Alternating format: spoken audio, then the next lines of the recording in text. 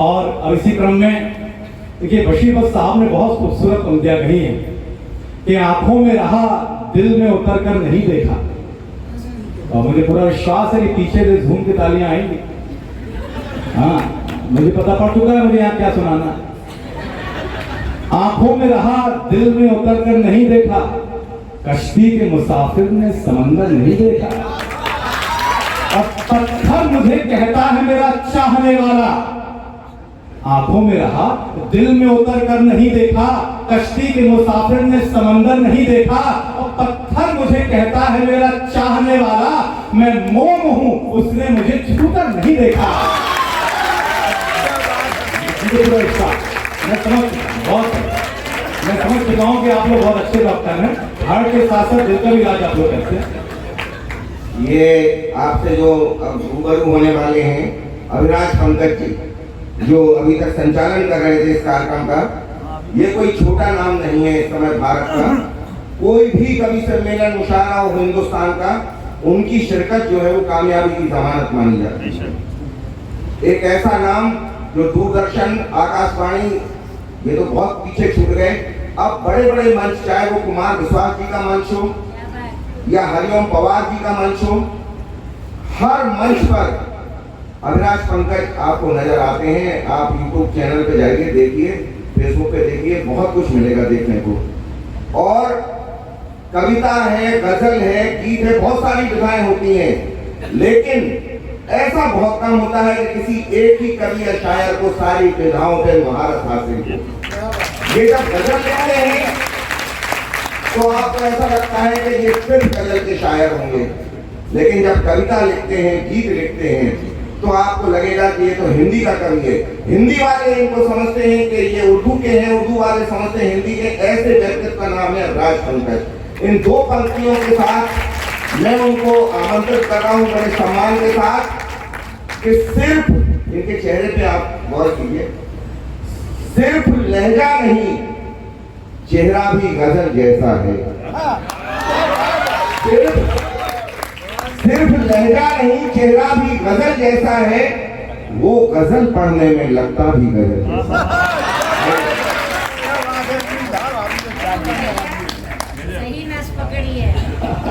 ये अंजुम साहब की मोहब्बतें हैं। नहीं तो पंकज अभिराज सिर्फ अभी एक विद्यार्थी है साहित्य का, कविता का।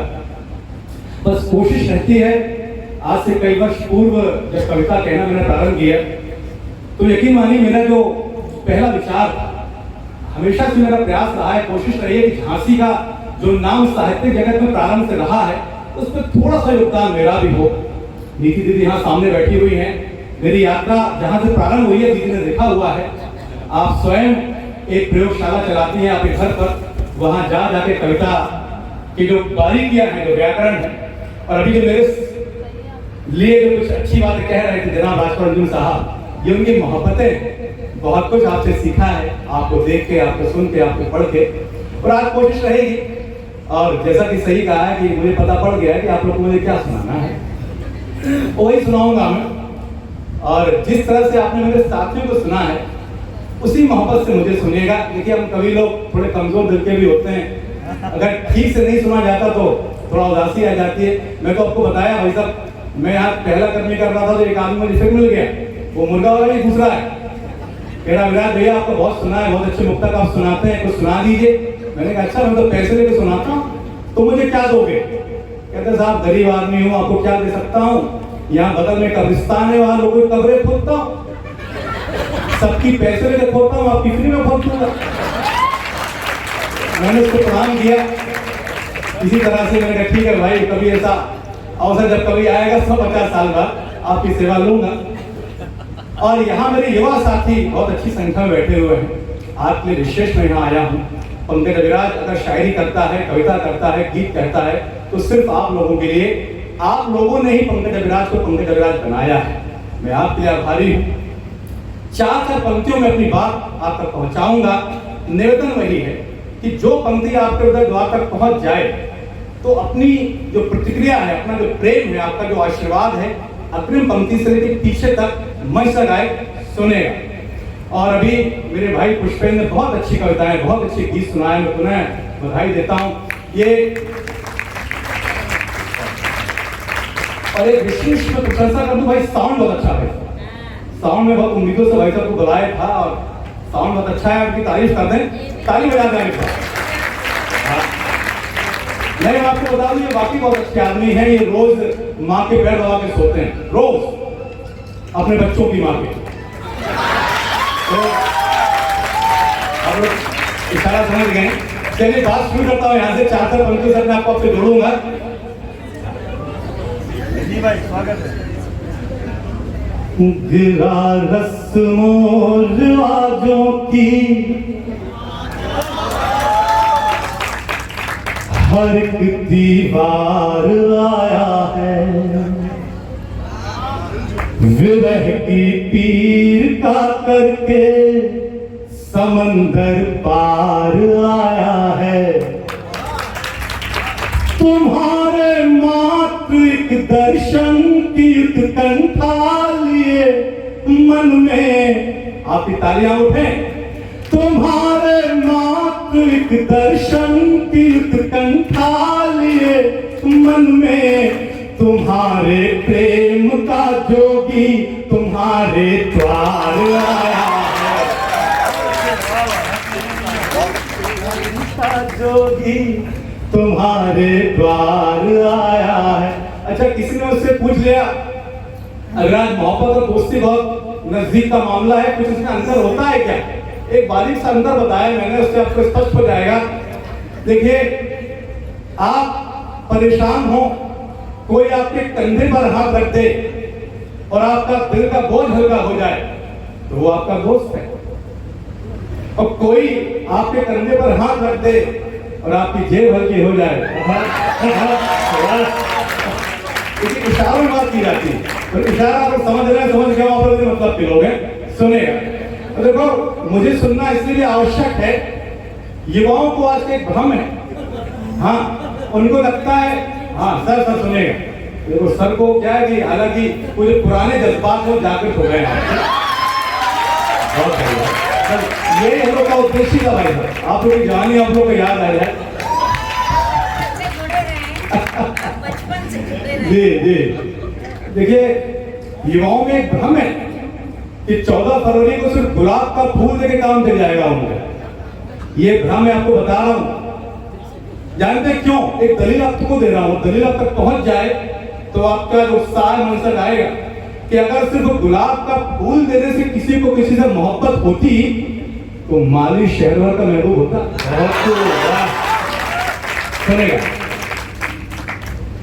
तेरे दिल के समंदर में जो तू कह दे उतर जाए, महक बनकर मोहब्बत की तेरी सांसों में भर जाए,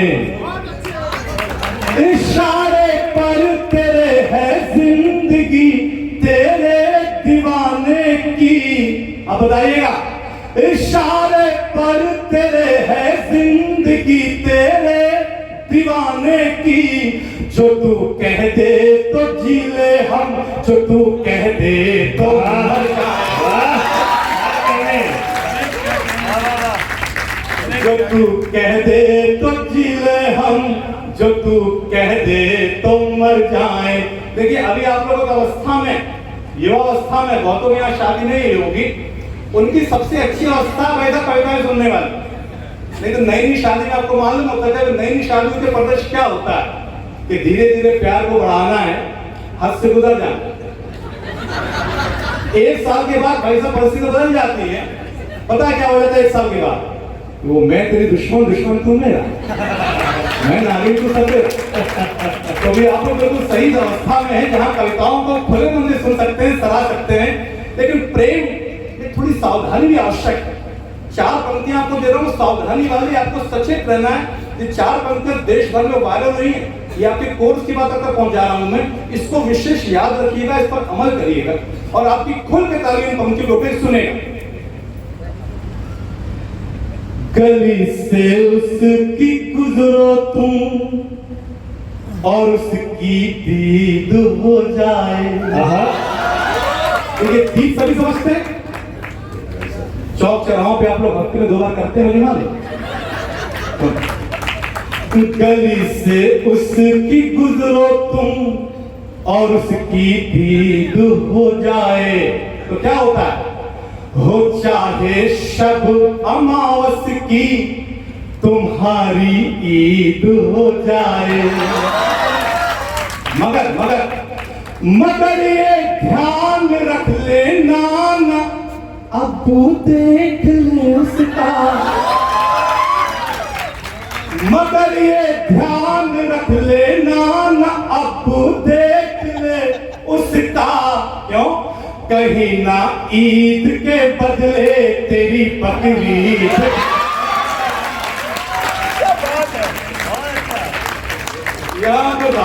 तो साहब देखिए, आपको कंटस्ट हो गया, आपको विशेष अवस्था है। चलिए देखिए, आपके कोर्स की बातें मुझे पता लग गया है कि कोर्स की बातें आप लोग पढ़ने में ज्यादा आप लोग का इंटरेस्ट है। नोट्स बनाते रहिएगा। वो सही आपके सेमेस्टर में आएगी भाई सर, ये सारी बातें सुनेगा। कुछ और अच्छे लोग आ रहे हैं, आइए सर। किसी को ढूंढ रहे हैं आप? आइए, आ जाइए सर, आ जाइए सर। बहुत सही समय पर आप आए। आइए, कोई बात नहीं सर, आपकी प्रतीक्षा में कर रहा था। आइए, स्वागत। आप बिल्कुल सही समय पर आए, हम लोग थोड़ा जल्दी शुरू हो गए। आइए, बिल्कुल। देखिए, हाँ, अच्छी सी जगह देखिए बैठ जाइए। बैठना आपको पुरुषों में सीट का छाटना। देखिए देखिए, आपके मतलब की 4 पंक्तियां, अगर वो पंक्तियां आपको किसी की आंखों की याद दिला दें। देखिए, मोहब्बत के विषय में कहा जाता है कि मोहब्बत एक हद के बाद जब ब्रेकअप हो जाता है, लड़का सब कुछ भूल जाता है, कुछ याद रह जाता है तो सिर्फ सामने वाली पार्टी की आंखें। अगर वो पंक्तियां आपको वहां तक पहुंचा दें तो यही उत्साह, यही उमंग मनसा का सुनेगा। ये शर्मा करके पलकों को झुकाना भी गजब तेरा, झुकी पलकें अदा से फिर उठाना भी गजब तेरा। बता कैसे बचाऊं दिल को अपने चोट लगने से। आपके मामले बता कैसे बचाऊं दिल को अपने चोट लगने से। निगाहें भी गजब तेरी, निशाना भी।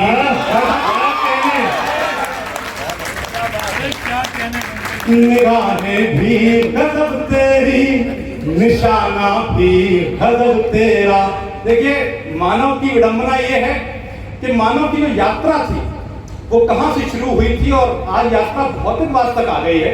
कभी आदमी के संस्कारों को, बड़ों के प्रति उसके सम्मान को, छोटों के प्रति उसके प्रेम को महत्व दिया जाता था, लेकिन आज कहीं ना कहीं बदलाव आया।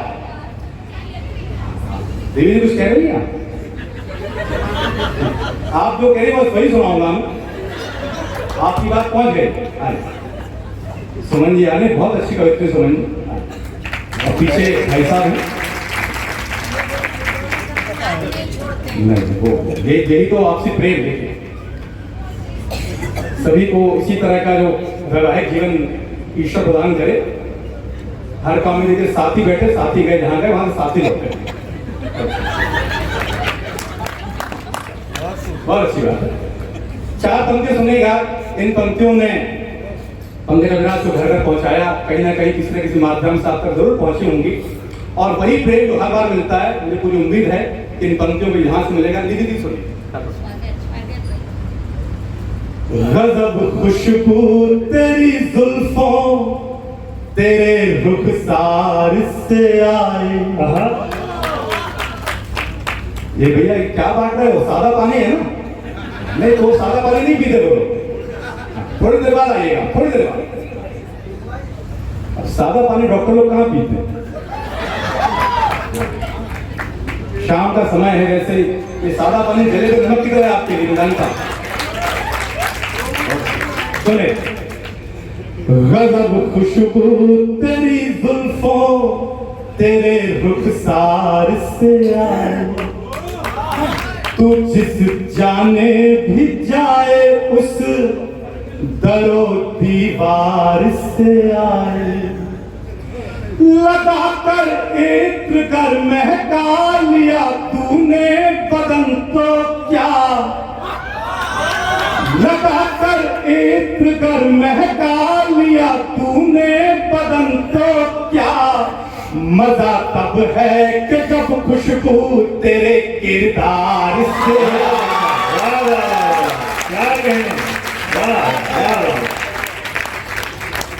मजा तब है कि जब खुशबू तेरे किरदार से आए। गोपाल बंसल साहब बहुत तालियां बजा रहे हैं, आशीर्वाद दे रहे हैं, बहुत अच्छे साहित्यकार, बहुत अच्छे सुनने वाले श्रोता हैं। अब देखिए, आप सभी श्रोताओं में मुझे पूरा विश्वास है कि आसपास के छोटे कस्बों से बहुत से लोग होंगे। हम लोग कभी समय में बड़े बड़े शहर जाते हैं, महानगर जाते हैं, निधि दीदी बड़े महानगरों को, बड़े बड़े शहरों को बहुत भौतिकवाद आज उपलब्ध हो गया है। बड़े बड़े मॉल्स हैं, बड़ी बड़ी मेट्रोज चल रही हैं, लेकिन उसके बाद भी आज चिरगांव, उरई, मौत, एरच, दतिया और कुछ हद तक झांसी के पास भी कुछ ऐसी विशेषताएं हैं जो आज भी दिल्ली, कलकत्ता, मुंबई जैसे महानगरों के पास नहीं है। एक इशारा पहुंचा रहा हूं मैं, आपके घर की पंक्तियां, अगर वो पंक्तियां सुन के आपको आपका गांव याद आ जाए, आपको आपका कस्बा याद आ जाए, आपको आपका शहर याद आ जाए, तो आपकी सर्वाधिक जोरदार तालियां पंक्तियों पर मांगता हूं। सुने डॉक्टर साहब। ये माना शहर में सिक्कों से जेबें खनखनाती हैं,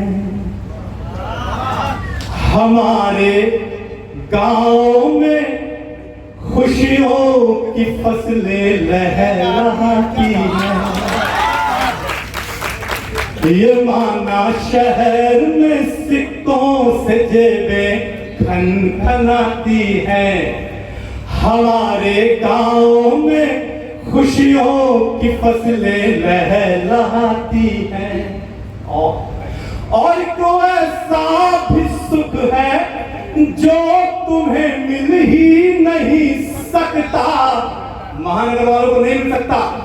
और कोई ऐसा भी सुख है जो तुम्हें मिल ही नहीं सकता। क्या तुम्हें घड़ियां जगाती हैं, हमें चिड़िया जगाती है। सच्चा सच्चा बहुत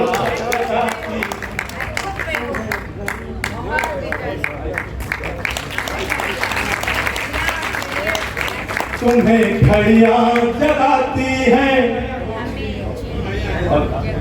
बहुत लोग, बहुत आप लोग मतलब जिस तरह से सुन रहे हैं, मेरी उम्मीदों से बहुत आगे बढ़ते हैं। भाई साहब, आप थोड़ी कम तालियां बजा रहे हैं, कोई परेशानी तो नहीं है ना? नहीं, पूछना पड़ता है साहब। अभी 4 दिन पहले मैं आगरा कवि सम्मेलन में था, तो वहां मेरे से पहले वो कवि कविता पाठ कर रहा है, वो मेरी दौलत भी ले जाओ, मेरी शोहरत भी ले जाओ, मेरी दौलत भी ले जाओ, मेरी शोहरत भी ले जाओ। जब सभी लोग बात कर रहे हैं, सामने बैठा एक छोटा ना आह करे ना वाह करे, कोई रिस्पॉन्स ही ना दे। वो कवि बेचारा कविता पढ़ रहा है, मेरी दौलत भी ले जाओ, मेरी शोहरत भी ले जाओ।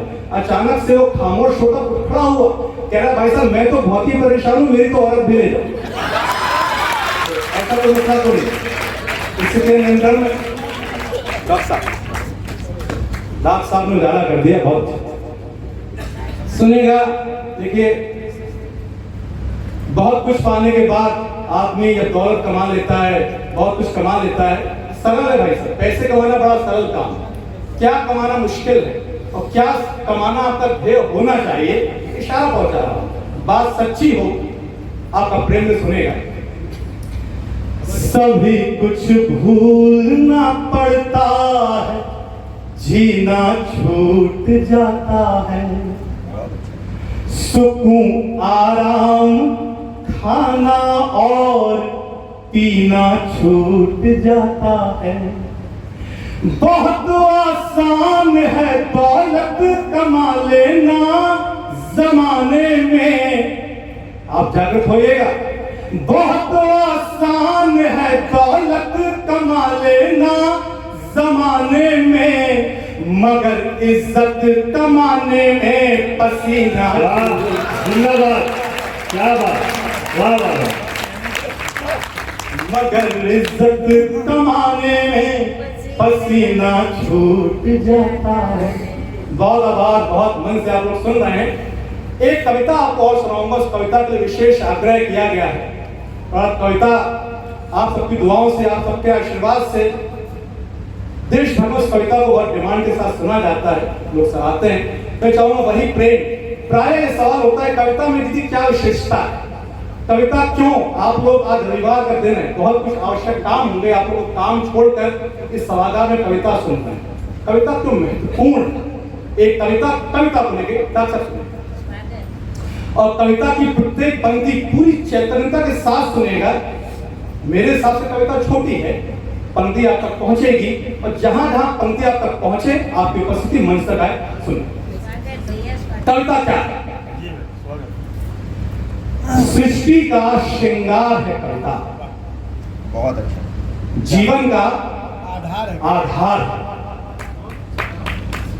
सृष्टि का श्रृंगार है कविता, जीवन का आधार है कविता। महक है ये पहली बारिश की, तलवारों की धार है कविता। अरे त्याग, तपस्या, दर्शन, तीरथ, इश्क, मोहब्बत, प्यार है कविता। क्या है कविता? कहाँ?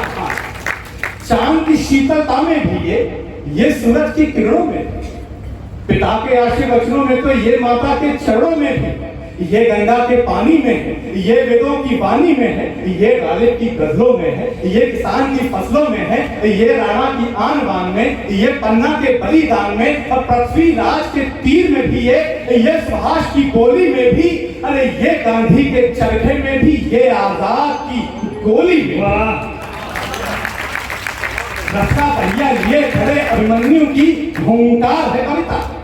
अर्जुन के गांधी से उगती गगन भेदी टंकार है कविता। अरे त्याग, तपस्या, दर्शन, तीरथ, इश्क, मोहब्बत, प्यार है कविता। जिसे ना कोई भूल सका उस चेतक की रफ्तार में कविता। युद्ध जीत कर भी जो हारा, खिलजी की उस हार में कविता। गोरा, बादल, आल्हा, उदल की तलवार की धार में कविता। पद्मावती के जौहर से उठे उस हाहाकार में कविता। किया ग्रहण जब हंसते हंसते राम के उस वनवास में कविता। शिव पाने को रखा पार्वती ने जो उस उपवास में कविता। अंगुली मार ने बुद्ध से पाया जीवन के उस सार में कविता।